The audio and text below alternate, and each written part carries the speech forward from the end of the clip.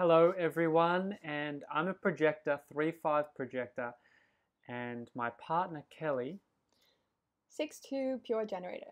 Okay, so as a projector, often I'm not heard. And Kelly loves me. Do you love me? I love you so much. Okay, so she loves me.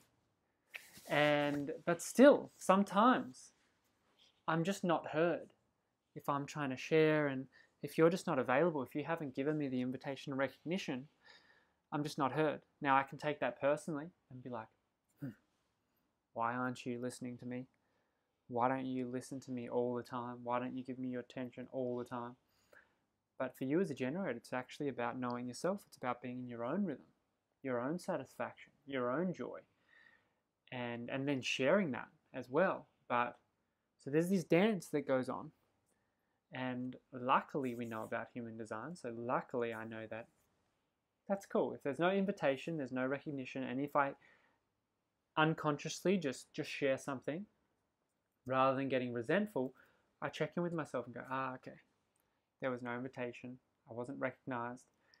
Kelly wasn't asking for that piece of information just then.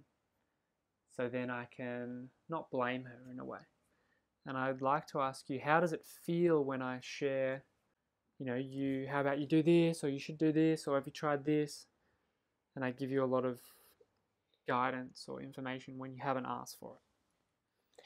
It's actually a very physical response, what happens for me. And it's interesting to observe these patterns because it's like this energy cuts off. And I can't help but I feel my eyes kind of unfocus. And I notice I kind of drift, and it's very hard to stay anchored in presence with you. And I notice my tendency to want to give to you beyond what I'm actually available to give, which probably creates a bit of resentment. Like this parenting of you. Oh, I can see Charlie's really trying to give, so let me try to listen, even though I'm noticing we gotta focus. I'm really losing attention here. I'm Yawning? Starting to get tired. Sometimes you yawn? I start yawning, and these are physical responses from the body. I could not control them if I tried. Yeah. So that's what happens for me when. So as a projector, knowing that sometimes I'm just not going to be heard. If I'm in a big group and everyone's talking and I share something, sometimes I'm just not going to be heard. And that's okay. My voice will often just drown out. Yet when someone comes to me and invites me, I can really penetrate, and I can use my intuition as a splenic projector.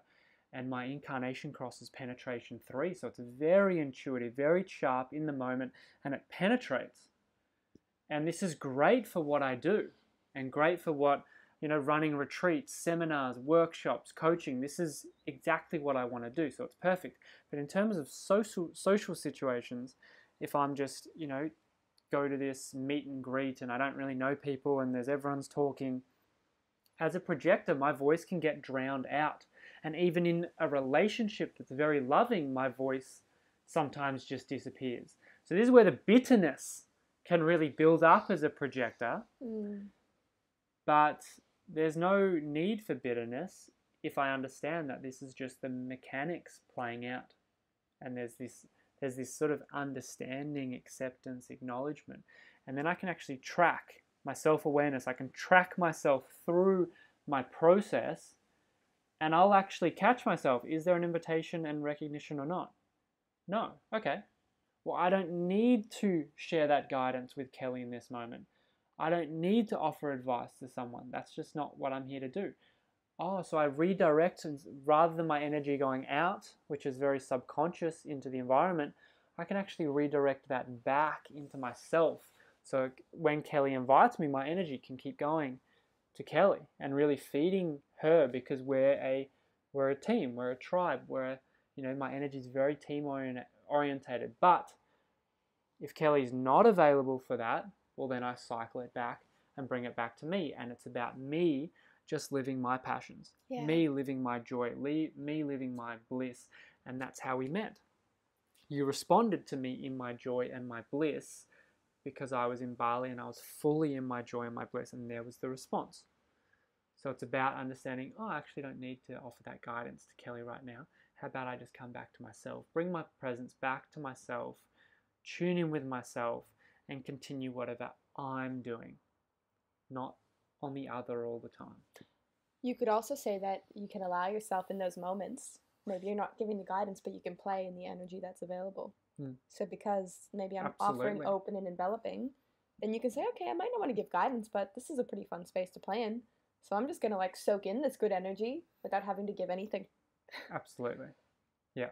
So there's also self-awareness there of a tendency to, or maybe offer some advice or be something that Kelly's not available for.